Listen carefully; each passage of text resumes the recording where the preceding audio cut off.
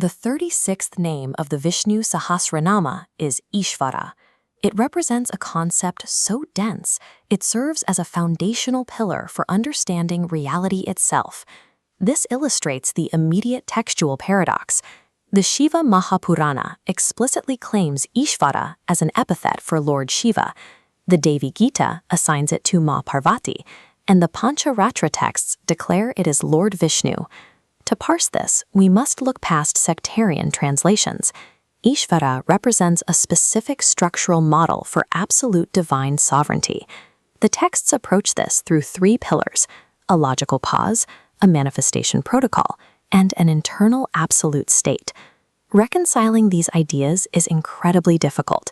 You're taking strict logical dualism, forcing it alongside devotional worship, and the non-dual internal self. Defining Ishvara requires us to stop asking who the sovereign is and start diagramming how absolute power operates, both within and completely outside our physical universe. We begin with the first pillar. To understand the mechanics of origination, we look to the Vaisheshika school of thought, which relies on strict deductive logic rather than mythology. This diagram outlines the core Vaisheshika argument. Every observable effect requires a preceding cause.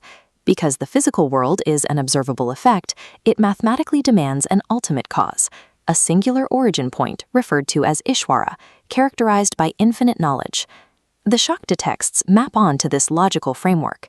In the Devi Gita, Parvati explicitly states to Himavan that before creation existed, she alone was present. There was no secondary material. This lone existence is defined as Chitsvarupa, pure knowledge or consciousness.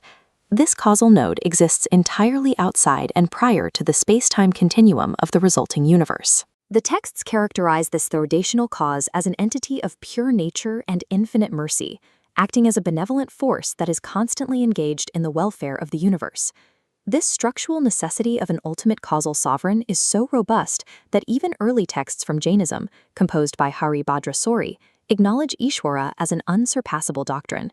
Through the lens of Pillar 1, absolute sovereignty means acting as the unconditioned bedrock of all reality, the single anchor point for the entire space-time matrix. If Pillar 1 is abstract causality, Pillar 2 is applied mechanics. For this, we turn to the highly structured systemic framework of the Pancharatra Agama, specifically the Sattvika texts. The Ahir Budnya Sanhita outlines a technical cascade, distinguishing the expression of creative power between what it calls a universal sovereign and a provincial sovereign. This chart shows the five-tiered solution to a mechanical problem, how a completely transcendent absolute interacts with a physical, conditioned universe.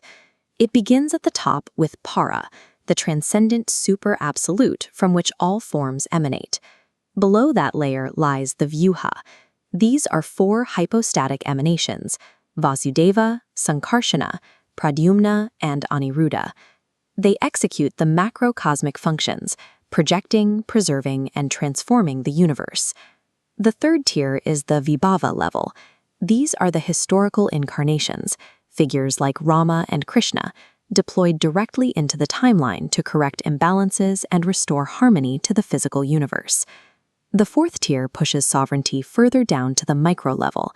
This is Antarya Yaman, the form abiding intimately within the consciousness of all living beings. Finally, the lowest tier is Archavatara. This is divinity localized through precise ritual consecration into a physical object, a pratima murti, allowing direct human interaction. This entire five-step protocol functions as a single, unbroken chain of command, bridging the absolute void to the physical temple space.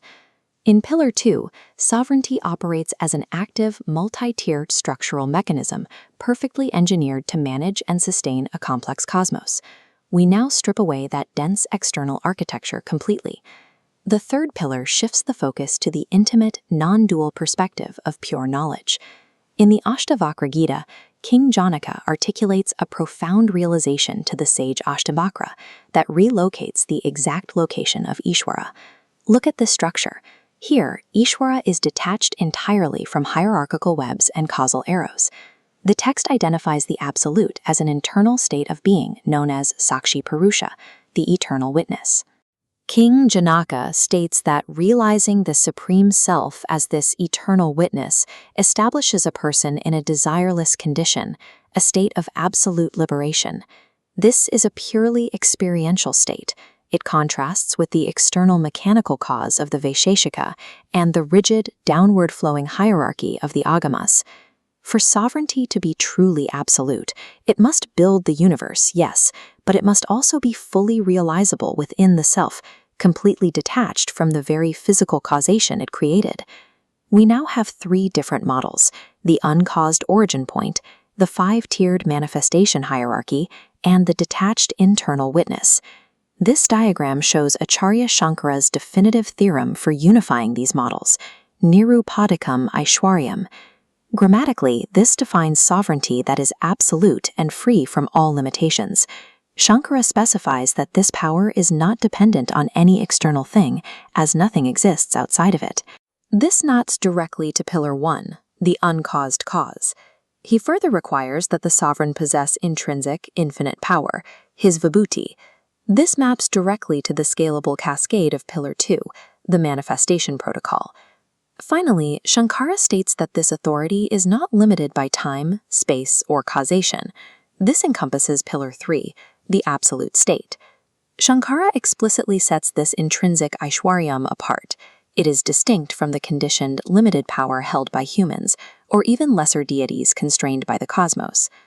The term Ishwarya encapsulates a unified theory of absolute sovereignty. It is a concept that integrates logical dualism, systemic devotion, and non-dual internal realization into a single comprehensive architectural framework of reality.